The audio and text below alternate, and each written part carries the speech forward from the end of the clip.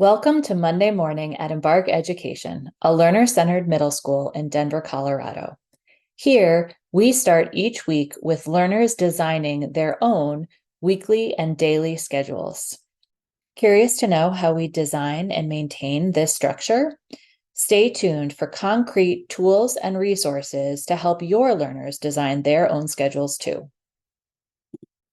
Hi, I'm Carissa Solomon, one of the founding educators at Embark Education, and I'm here to talk to you about our learner design scheduling practice. But before we can get into exploring the tools and resources that allow us to uphold this practice, it's important that we understand the why behind the how.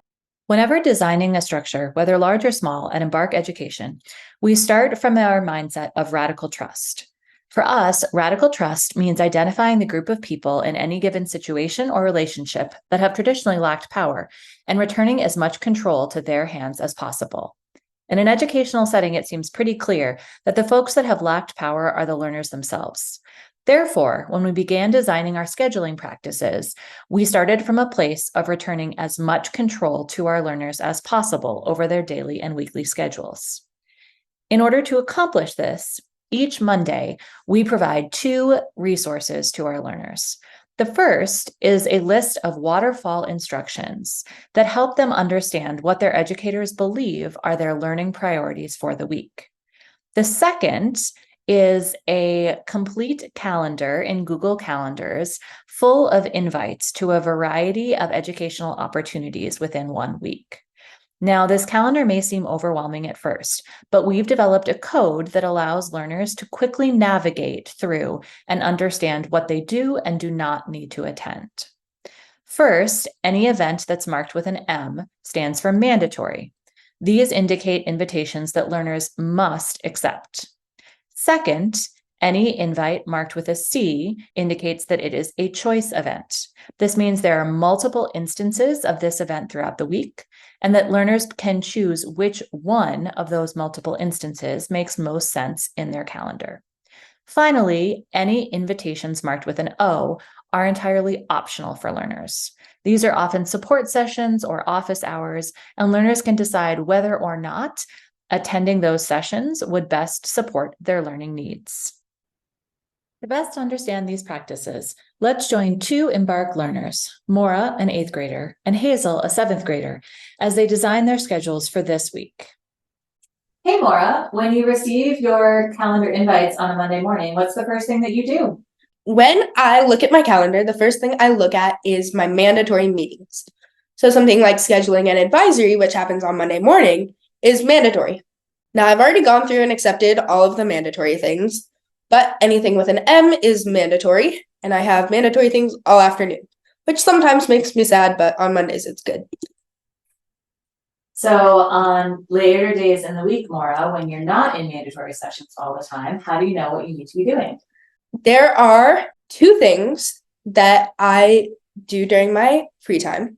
One, not exactly free time, but I have these choice lessons, which means that there are usually two of them, and I can pick whichever one fits into my schedule best, or I can look at my assignments and figure out what would fit best in my calendar.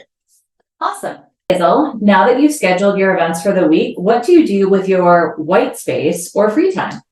Usually I look at my assignments and try to plan ahead. So I know that I'm going to need to read for 30 minutes on my own this week, and I have an hour of free time between 11 and 12 p.m. So I will schedule 30 minutes of quiet reading.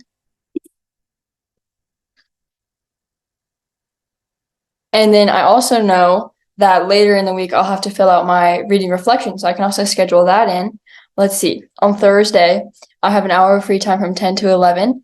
So I'll schedule about 30 minutes for that. It shouldn't take that much longer.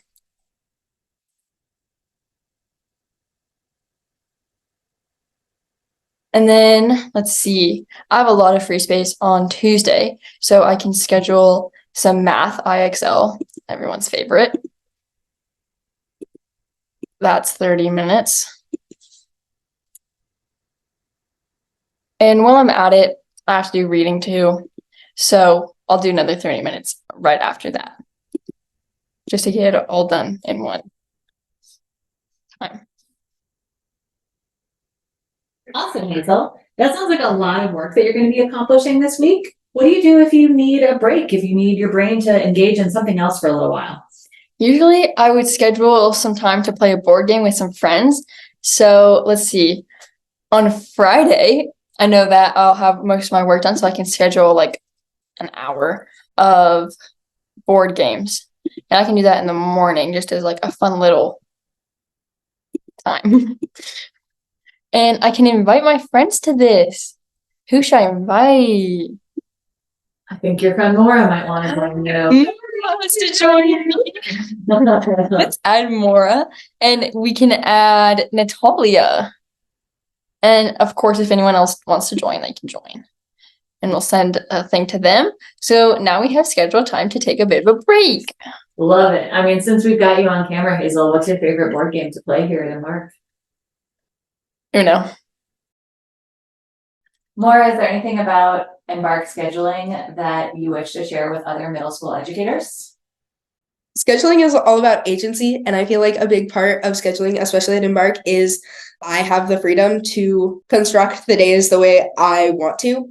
It's not all about mandatory meetings, right? I have a half hour here that I can do whatever I want with, and I feel like a big part of that is learning how to manage your time. So awesome. Thanks, Maura. If this sounds like a lot to bring home to your home environment and implement, my first point of advice is to consider what point of control do you have over how learners in your space spend their time. If you're a classroom teacher, you may only be able to control the period in which learners are in front of you in your classroom. If you're a school leader, you may be able to control the entire scheduling process. But whatever your locus of control is, start there and think about how you can take some of the control that you currently have and place it back in the hands of your learners. If you're interested in diving deeper into Embark's practices, please visit our website and look under the heading of Adult Learning. Here, you'll find information about our summer residency program, as well as various trainings and curated visits of Embark the school itself.